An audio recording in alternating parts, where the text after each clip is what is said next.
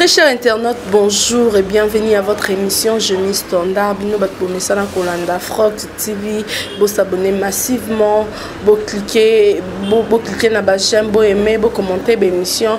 Vraiment, vous êtes nombreux. Merci à vous Nabi Keboza et Belle de partout, Pacifique Milambo na Chicago. De gros bisous à toi et ma grande sœur chérie à Paris.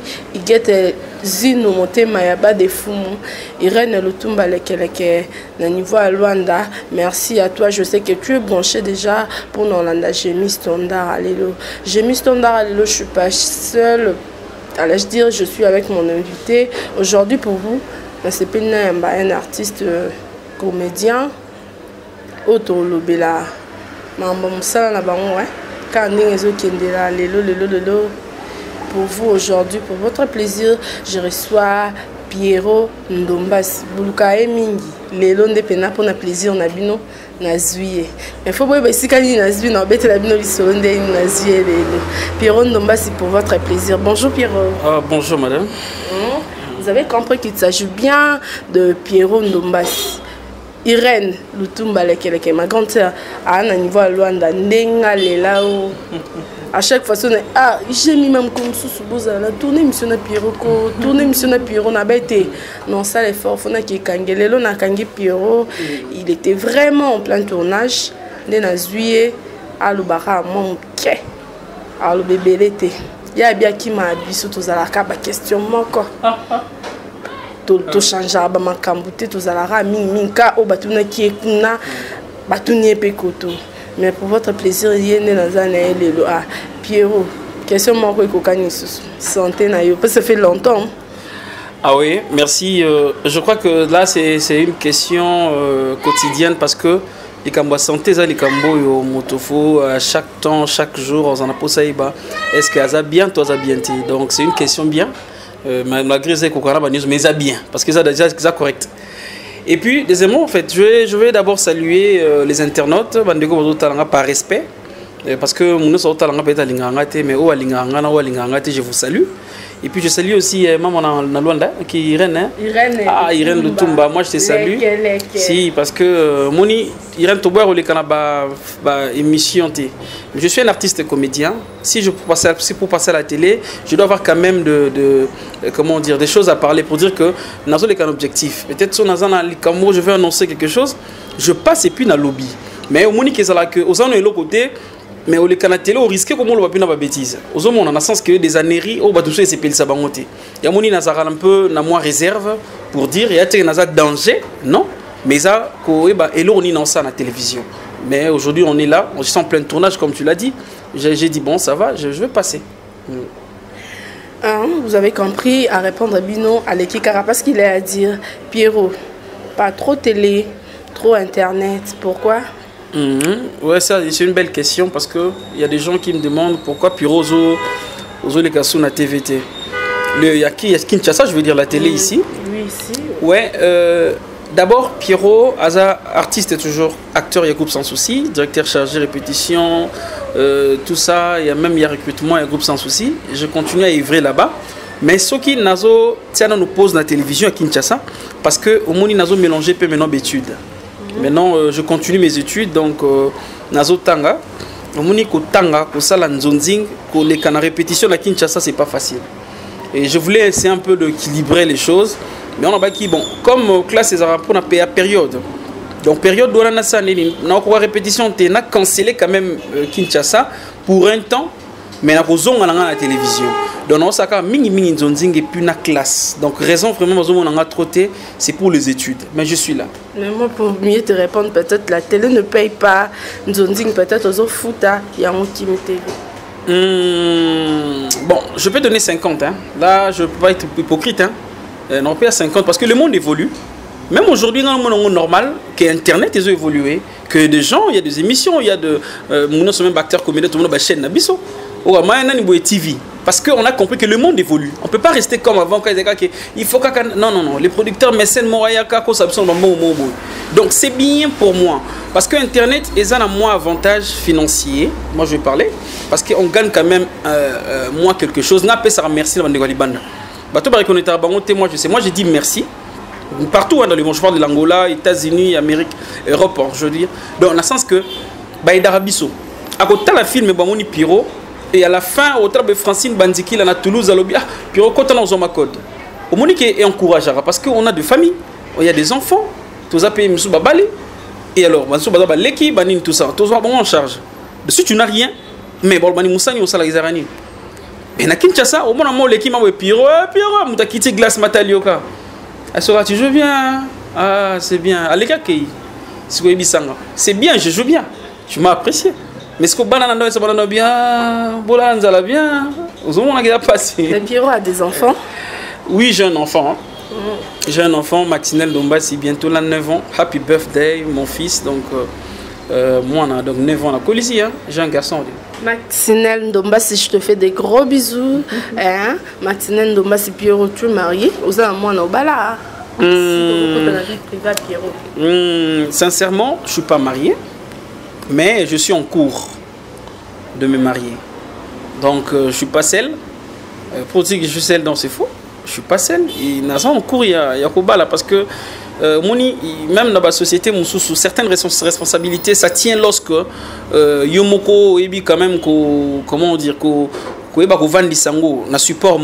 support du mariage, c'est très important pour protéger même l'artiste. Au moins pour ça, là, pas trop de bêtises parce que tu sais que tu as ta femme, tu as des enfants. Et c'est vrai que ça sera toujours difficile, il y a des attaques. Mais lorsque tu as une femme, on a discipline correcte, tu peux faire ça, tu dis, hey, j'ai ma femme. Et dans ça, n'importe quoi, j'ai mes enfants à la maison. Donc, Moni, c'est ça. Donc, je n'en ai pas kalaté. Youlou kalaté. Ah, youlou kalaté. Tu peux nous faire l'honneur autant à combat maman? Et à maman? Ah, tu as banda. Banda de makam. Non, ça, bon. Je vais appeler dans le respect dans le fezala. Média faut bozala ona. Parce que il y a un gaza. Ça dans l'ombre, hein? Ça dans l'ombre. Si on a bimi c'est sikoyo. Tu la vérité, aux obo ya kotanga combo parce que les à côté, bah yo ka bossa zoua. Aïe. Non, ils ont question jalousie, mais ils question il y a respect naïe. Et puis aïebi que abimana moto yo, azarana moto plutôt, je veux dire azar la télévision. Une fois, le monde est très méchant. Moi, je suis le côté, je suis matin comme le lobby, comme yo kutu, mais aux qui yo api, yo kutu, muninga siko yo tant naïe dans le sens que, comme on dit, nzamba lobby, yaye, pour dire que c'est normal, nzamba sabe sur 2-2. Des agis yayote, au moins on reste à muninga mabe. Pour éviter tout ça, il vaut mieux vie privée comme tu l'as dit, exposer ma femme le jour du mariage. Par exemple, bon, un mariage, mon dessin, à la carte salle, bakani sans caméra, il y aura de caméras et beaucoup de découvrir mère chef. Ouais. Mère chef, beaucoup de respect à toi. Place Babombio, Babou il n'a pas encore exposé. Babombio, vraiment. Pierrot, si on peut savoir, relation parce que tout le monde a beaucoup de choses à éprouver, beaucoup fait. Maman et Wasso à Koufaki, on vient de l'enterrer. Bozu ce matin en Moussous. Il y a un acteur de Mouyombe gauche. Masamba a Outisu Kokufa. Mais dans ma tanga, il est qui a maman et Oasso, on n'a pas vraiment senti présence il y a des musiciens. Ah, bino, ceux qui côté des musiciens, moi, Koufi, vous allez vraiment ébélé. Vous êtes très, vraiment mobilisés pour nous soutenir. En relation, ni besoin vraiment. Ça, c'est une belle question. Parce que c'est vrai vraiment que tout le monde a des musiciens, nous les comédiens, Toyaka. Moi je dirais que ça, Bolingoka, tout le monde a été au l'art. Parce que être musicien, comédien, nous tous nous pratiquons l'art. Mais au moins, liaison musicien, comédien, ils ont dit tout le temps, moi, dans le sens que tu gères moi, fan, moi presque n'engimoko. Et puis, dans le vérité, on a mis sur Internet, pour qu'il y a théâtre, c'était bien, oui. Hein, série, tout ça, on a été bien, mais au moins, vitesse, c'est ça, les gens comédie, c'était pas comme avant. Qu'on se les dise, hein. Nakala, au moins, comédie, c'est sous-estimé et art, négligé. Mais le lot art, il y a comédie, ils ont la valeur. Pour dire que tu peux, ou tel comédien, ou tel membre, ça là, tu dis, même si on compare avec un musicien, même si un musicien peut connu, mais attends la vitesse on a tel ou la comédien, c'est par là on comprend que tu as géré fan n'engimoko, tu as géré musala n'engimoko. Le musicien, relation avec un musicien, on a dit particulièrement, comme moi jeu de président, par respect, je l'ai cité Bangoté, jeu de président, au baye bani pe makasia qui a fan ya Pierrot Ndombasi. Et na libanda sa famille bande ayebi que Pierrot aza numéro 1 nanga. Et tous on peut bakuli si dit comme ça mais exposer présenter la télévision. Et ça relation particulière parce que quand on a eu problème non souhaité Yamabe mais à Malamu son a béni musicien en tout cas ba Yambangai. Voilà sans problème. Même de musicien orchestre news je cite.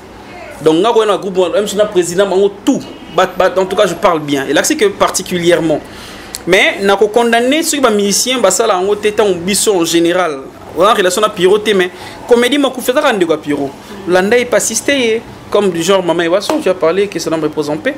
Il n'y avait pas de musiciens, je crois. Je ne sais pas s'il y a combien de musiciens. Pour dire que c'était une première actrice dans le monde du cinéma. Donc, Hazard, icône Nabiso, fait tout le monde appelle moi musicien dans Nabiso. Donc, on a condamné, mais je veux dire, dans le lobby, il y a une préoccupation dans Bango. Mais moi, je dirais que le droit de tous à la rade, c'est Sengo, tous à la paix à Mamawa. Parce que Biso fait tout l'imbati. Moi je dirais que Bino Bomi paie ça rapport aux élèves, on dirait ma banga na bangon de ça la Bino. Si je peux dire ça. Bon, ma banga et ça là tous les deux côtés. Parce que musicien paye te vendre rapper musicien bon on a film on a ça là bien. Tout ça là en des fois au bagi paye musicien ba c'est rare hein. C'est rare aujourd'hui. Moi je vois surtout mi balité mais bassi aujourd'hui on a ba comédienne ba coura derrière ba musicien car pour ça bimsi disque moi bois kai. C'est peut-être parce que Bino Bomi paie ça marque c'est pas na bango.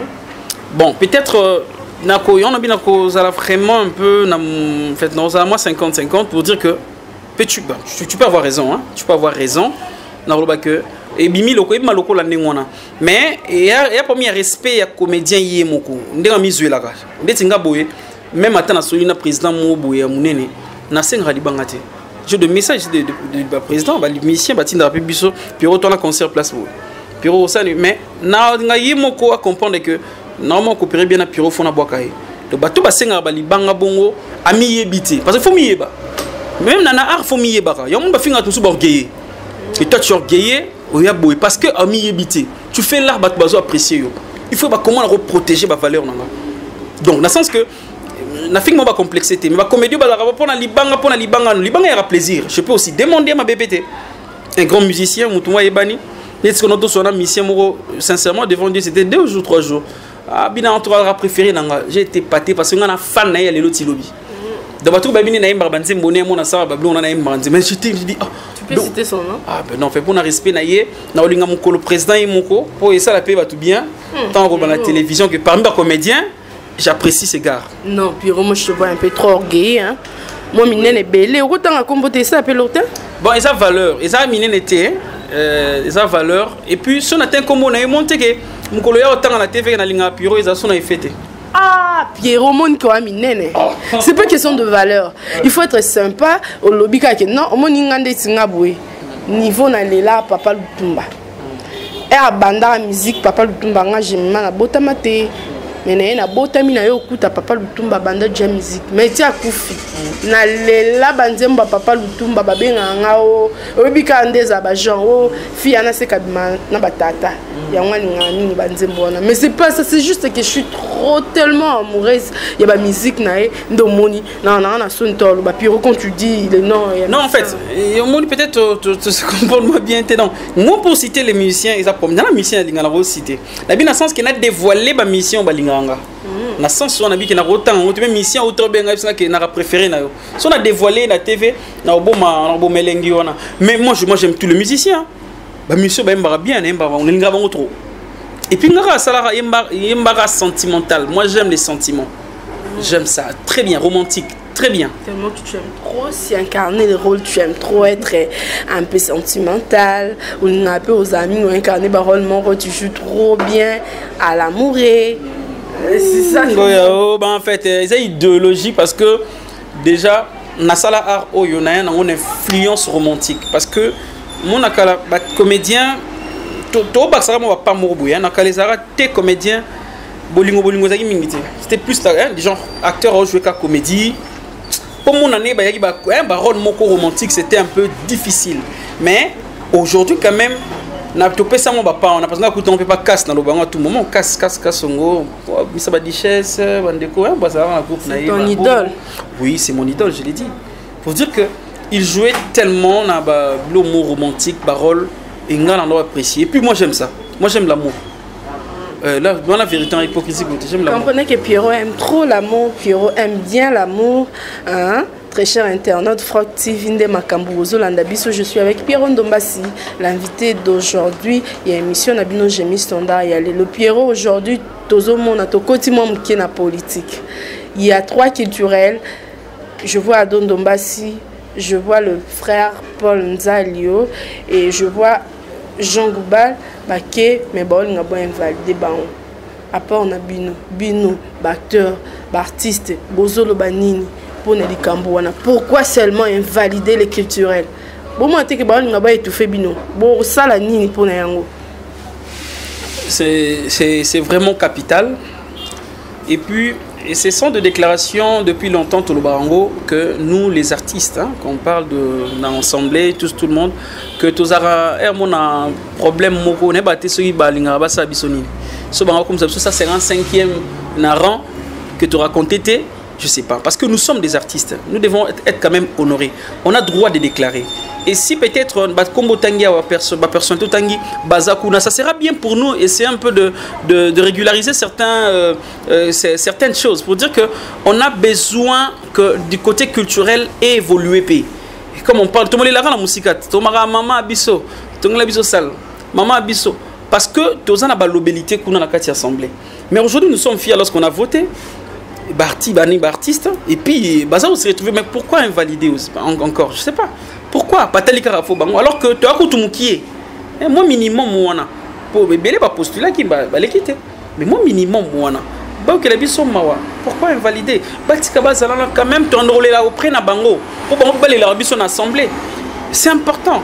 Donc moi je crois que je ne peux pas lancer un message dans le gouvernement, mais étant artiste je suis en train de plaider pour mes grands yaya papa ou les kaki en tout cas basa la bonne côté vous allez pas simini bati qui la biso bazala wana enfin que bango pe makanista bango bayoka bango parce que ça serait important tu ebi que bateau baleki na bana mitou là tu ebi lorsque le papa Jean Goubal tu parles de Paul Balinza tout nous sont les bateaux réfléchir ça va bien et puis bandroyo ka biso facilement pour tout ça ba outi na mondo moni muto sala ko pa culture te aoya na ebi comment redéclarer bino makambuté hein. Donc, il y a déclaré très bien que on a des problèmes, il y a un couac du côté comme ça. Donc, ça la biso bon côté. Pour Pierrot Ndombasi, si tu as total le gouvernement est bimité, mais bientôt le gouvernement est obima. Tu as un souci, tout la PR monta net boué. Tu as exemple quand il y a Massamba, l'acteur du groupe Mouyombe Gauche Azaki Obela, mais les appels les acquis lancés de partout. Que non, il faut bosser biso, toza monté, toza boye. Aujourd'hui, critère ni copé ça, ministre il y a bien au bacocher la biso la ministère à culture. Critère na copé ça, na copé exemple moko du genre il y a son excellence George Weah na Libéria. Il est maintenant président de la République et à autant dans le monde de football, donc pour dire que ils a monde est azala au mieux. Au moins qu'il y a la facilité, ceux qui ont bien ça la sport kuna, hein, ils ont facilité aux alayas bon c'est pareil avec moi je propose pas le gouvernement pour avoir peut-être un ministre et puis placé, mais moi je vais tenir compte que si c'est pour un ministre du côté culturel art, il faut à la moto à zaouti na art, c'est important. Mon pratiquant, moto à pratiquer art, aïebi que côté tu es même pas peintre pas artiste. On peut chercher même un professeur de l'INA. Mais attends, être là c'est pas seulement avoir une tête de l'excellence, mais une tête bien faite. Lorsqu'on est bien faite, c'est sous kawana. Et ça il faut professeur, il faut avoir un ministère. Non. Musicien moi basé. Mais pourquoi pas s'il est intelligent, une tête bien faite? Il suffit que batamaïle musuba batamaïle belé mais basa buzoba. Maïle peleki, azo bani son bossa laté. Donc moi, si c'est un professeur, c'est bien aussi. Mais Mouto avant na milieu ayebi comment métier musique évolue.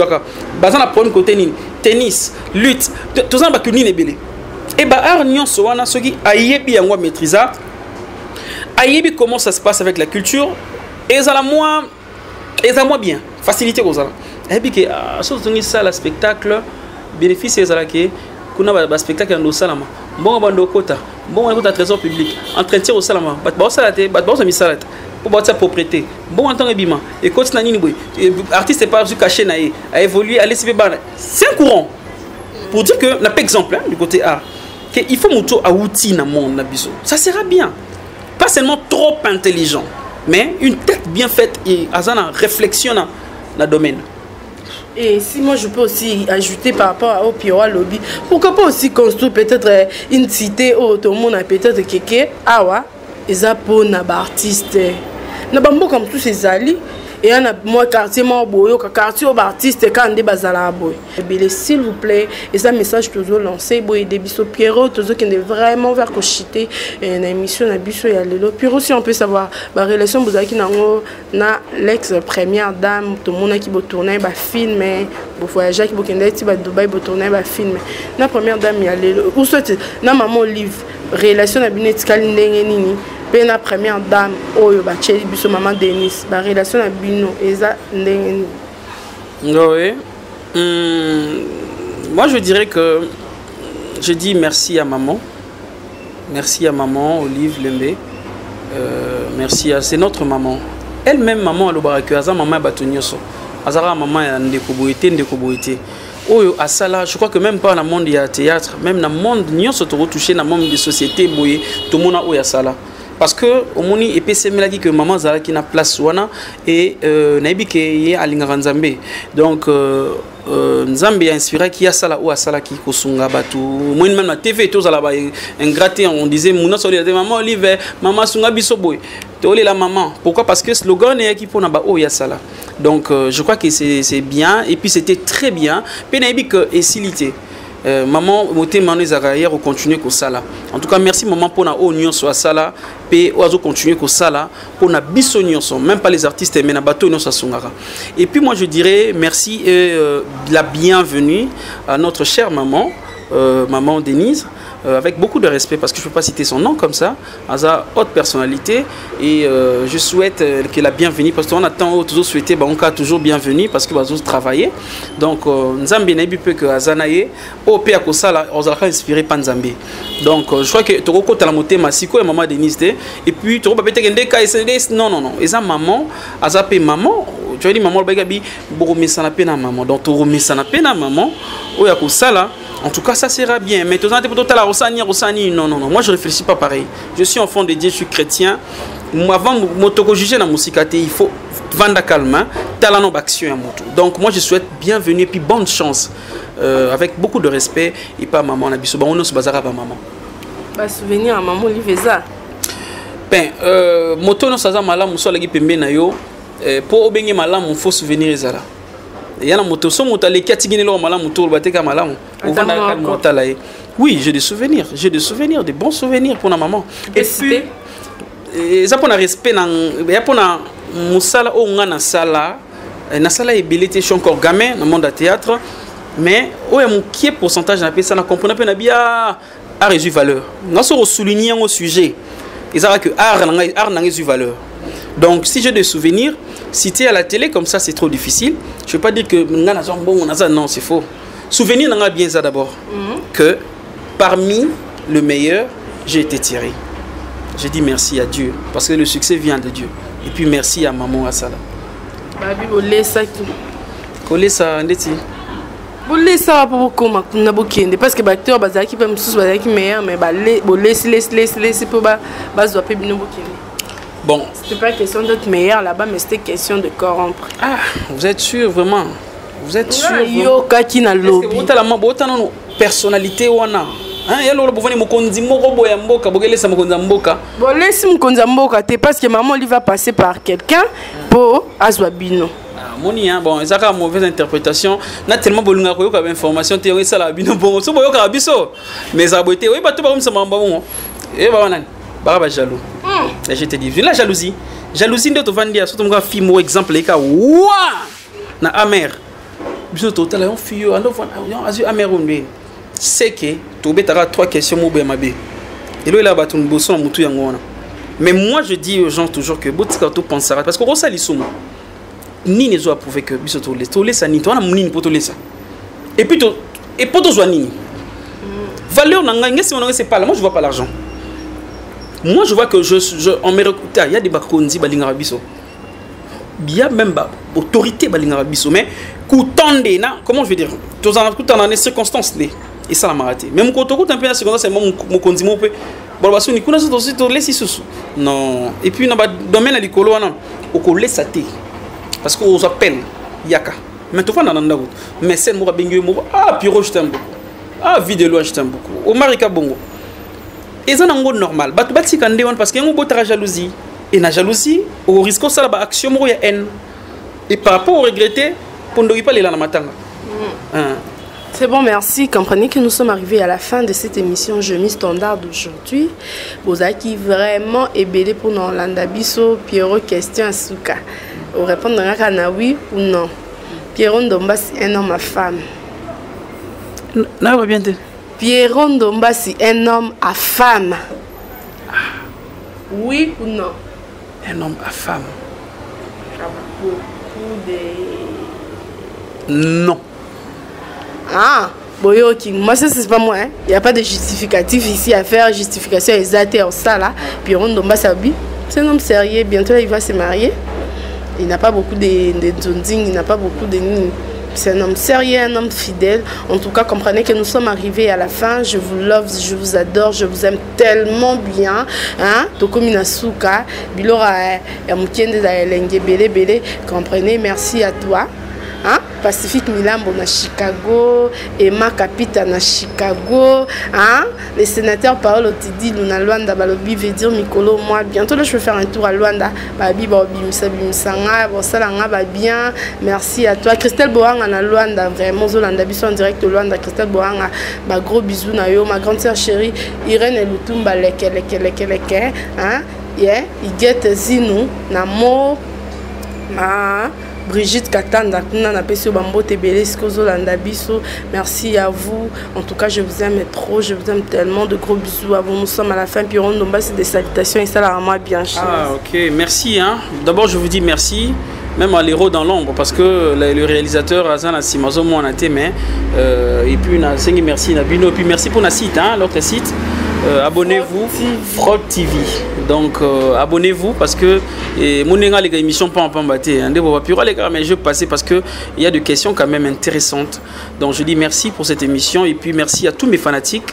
Et je sais que vous m'aimez beaucoup et puis vous êtes tellement nombreux partout dans le monde, de l'Angola et aux États-Unis, en Europe. Si on a tel cas en France, on a moni veut dire Bandikila Francine à Toulouse, na moni Arnaud Mouchebe plus 10 na France, na pas na Lyon plutôt, na moni Yakani Mbuyamba vient na Meri Mbuyamba veut dire na Lyon restaurant Capiti na Kinshasa tozanango, na bouger muke na Hollande na moni Jeningo la splendeur le soleil qui brille, veut dire na bona batunanga ya Kati et puis je dis je salue encore o ngana lingara mingi veut dire bande kunanga très goloawa en direct du Brésil na maman Nadine Antibal tozala Greta Kacha aux États-Unis et puis na moni Mawete Makie c'est merveille Luanda France to sakanonde to lingi na bougera mukie na kena Belgique wana moni Nancy Boakanda boza tellement no na Suisse Amanda fait avec bébé na biso Tegra papa Bebondo Amanda veut dire il y a un la grande quoi et puis ça moni Dorine Landou donc vous êtes tellement nombreux je vous aime bozé belé ne na robo bino ngeni bino nyonso mais na lubikara Jenile ma 3 fois belle aquarium ya mboka. Merci, vous avez compris que nous sommes arrivés à la fin. Merci à Montréal, à Dieu merci Ndombasi, merci. Dieu merci Ndombasi, réalisateur Nabiso. Dieu merci Ndombasi Montréal, merci à toi, merci à vous tous. Vous êtes tellement nombreux, à ma famille, la famille Lutumba, je vous aime bien. Mon papa Augustin Lutumba, maman Clémentine Kembo, merci à vous. Ma coach.